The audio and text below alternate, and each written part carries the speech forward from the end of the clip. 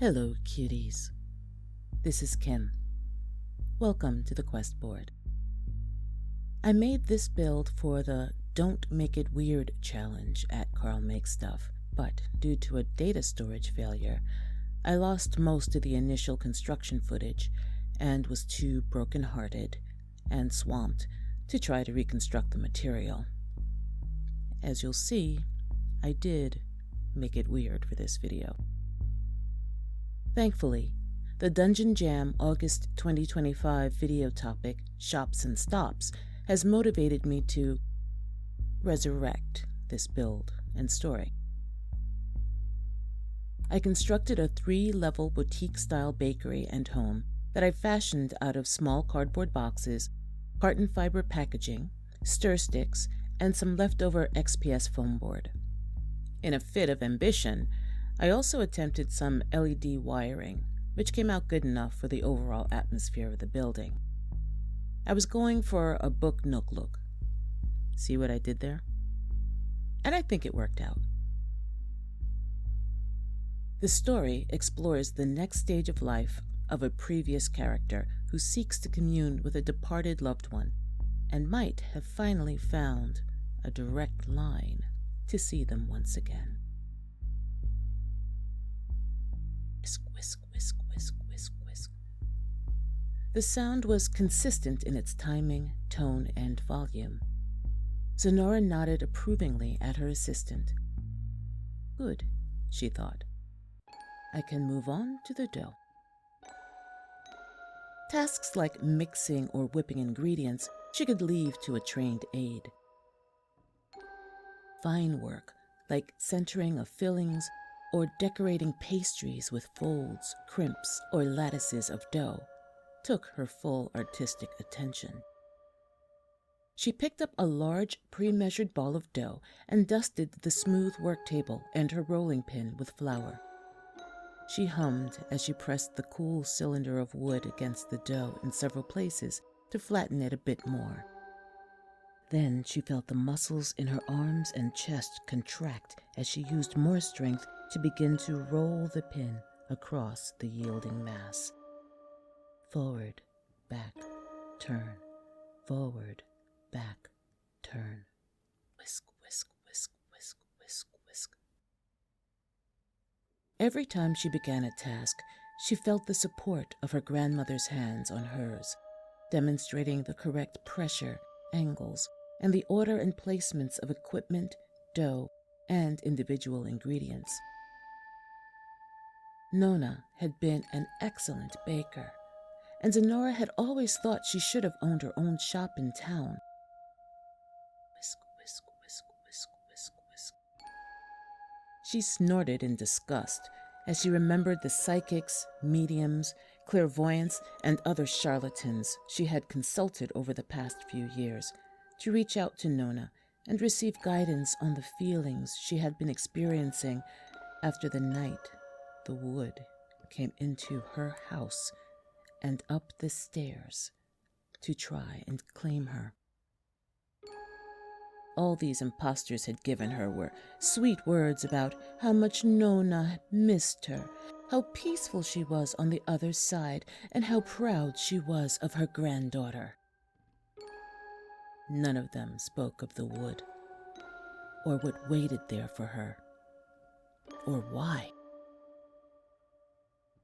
And then came the knock on the door. Her parents were in town, seeing to the funerary arrangements of the corpse of a particularly wealthy, exacting, and eccentric woman. Zenora was now an adult, so she spent her days as she liked, wandering the woods, studying, visiting psychics, or trying to recreate Nona's old recipes from memory, as long as she assisted with the family business when needed. She had been asked to bathe and dress another body, which would be picked up for transport later in the day. But just as she laid the cadaver out on the work table in the cool basement, she heard a knock at the front door. When she opened the door, there was no one there. However, upon the doorstep, sat a paper-wrapped parcel, approximately the width and length of her torso, and about 3 inches deep. She saw no one on the drive that led up to her door, and no one around the house.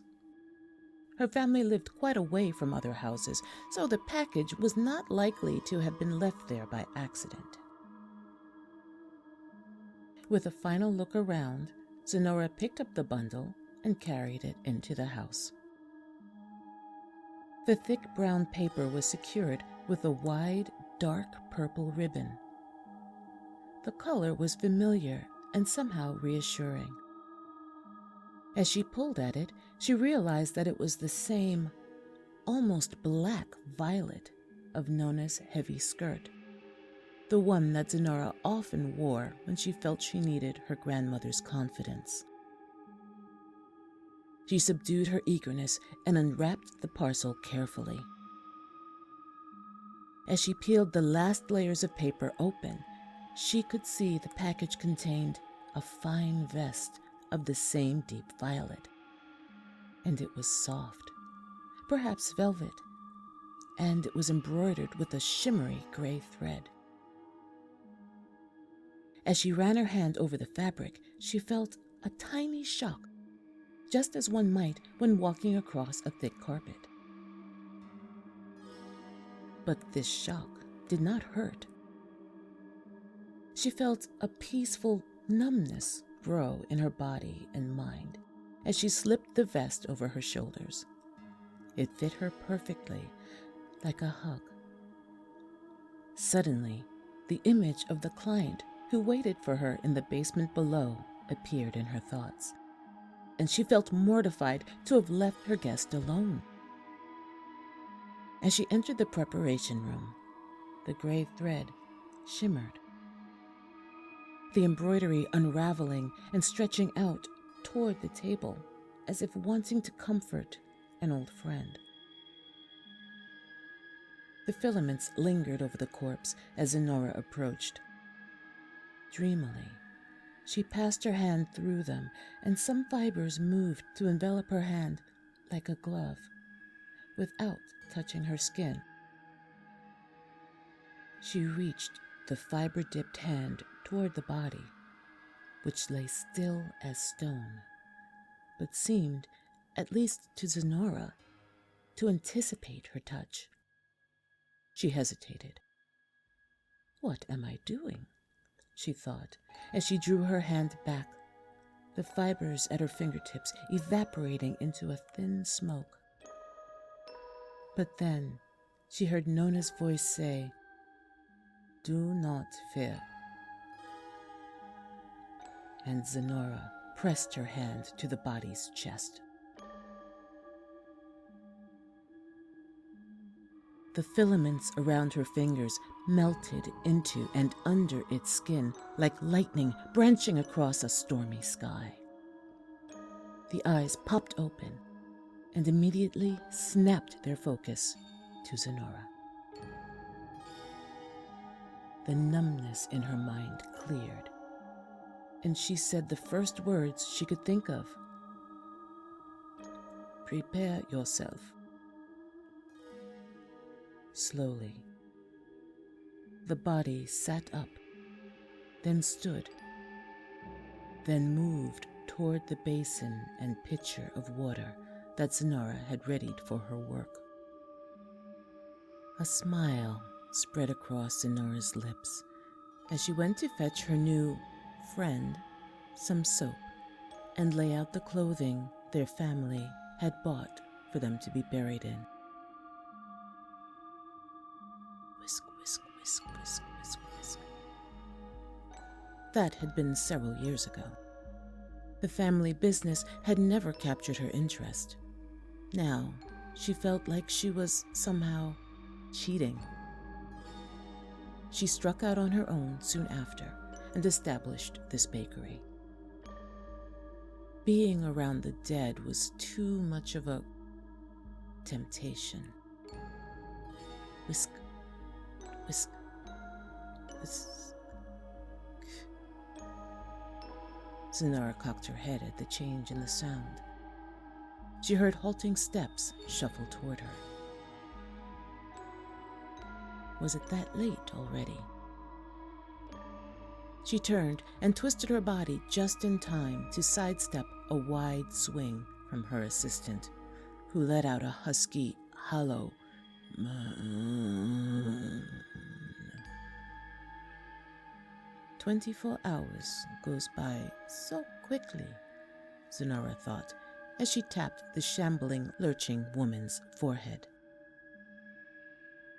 One more day, and you will rest, she whispered. The bakery shop doorbell jingled, indicating a customer had entered the display room and cafe upstairs. Wiping the flour from her hands onto a nearby cloth, Zenora whispered, "Resume," to her helper, who shuffled back to the corner in which she had been standing and working. "We have a big event to prepare for. Thank you so much for your help." The woman reached for the mixing bowl that held a wiry utensil as Zenora walked up the stairs and closed the cellar door behind her.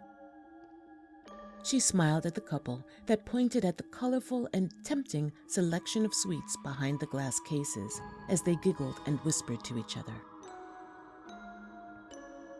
"What flavor is that pastry?"